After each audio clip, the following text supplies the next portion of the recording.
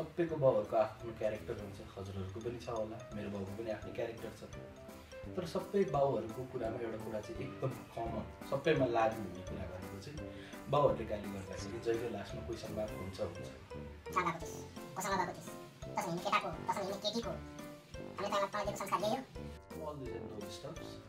तर लास्टमा question mark हुन्छ। तर तपाईँहरूले कहिले सोच्नु भएको छ बुवाहरूले गाली गर्नुमा पनि केही न केही कारण लुकेको हुन्छ। मानव एउटा 6-7मा पढ्ने बच्चा छ, स्कुलबाट घर फर्किन्छ, ऊ टिभी हेर्न बस्छ, इन्टरनेट चलाउँछ, अथवा आफ्नो कुरा केही न केहीमा बिजी हुन्छ। तर as soon as dad comes back from the office mummy सुरु भइहाल्नुहुन्छ। थाहा छ तपाईँको छोराले आज के गर्यो? स्कुलबाट आएदेखि ब्यागको चेन पनि खोलेको छैन, न होमवर्क गरेको छ, न केही गरेको छ, हुँदा टिफिनको बट्टा सुत्दा निकालेको छ। यहाँनिर मम्मीले ड्याडीको साइकोलोजीसँग खेल्दै हुनुहुन्छ। मम्मी हामीलाई गाली गर्न सक्नुहुन्छ, तर ड्याडलाई पपेट बनाउँदै हुनुहुन्छ। जानुहोस्, गएर त्यसलाई एट्याक गर्नुहोस्, गाली गर्नुहोस्। बिचरा ड्याड पनि के गर्नुहोस्, गाली गर्नुहुन्छ। किनभने ड्याडलाई थाहा छ छोराले मैले गाली गरेर सम्झोस्, बुझोस्, नबुझोस्, तर बेलुका गएर आफ्नो कोठामा त सुत्छ। यदि मैले भनेको अनुसार बुढीले भने अनुसार मैले गरिनँ भने चाहिँ राति म राम्ररी सुत्न पाउँदिनँ। बुढीले के चिज गरेर वाक्क लाउँछ भन्ने बुवाहरूलाई थाहा छ, त्यही भएर बुवाहरूले गाली गर्नुहुन्छ।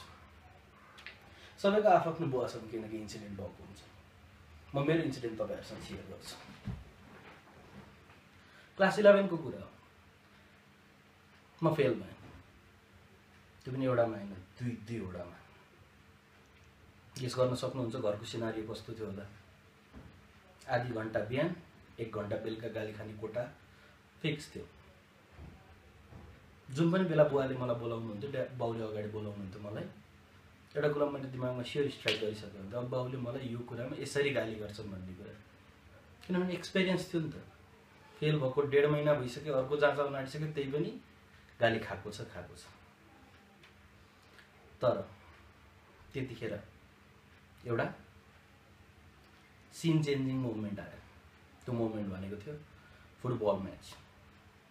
Football match between Brazil and Argentina.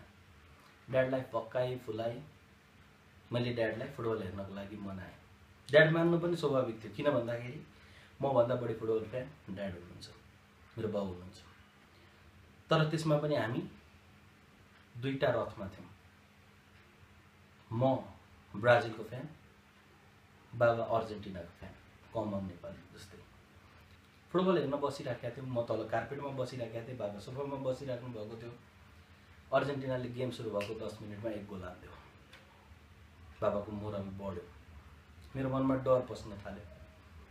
अर्जेन्टिनाले 1 goal हानिसक्यो। अर्को कुरा, जुनसुकै बेला पनि मैले यो फेल भएको कुरामा गाली खान सक्थेँ।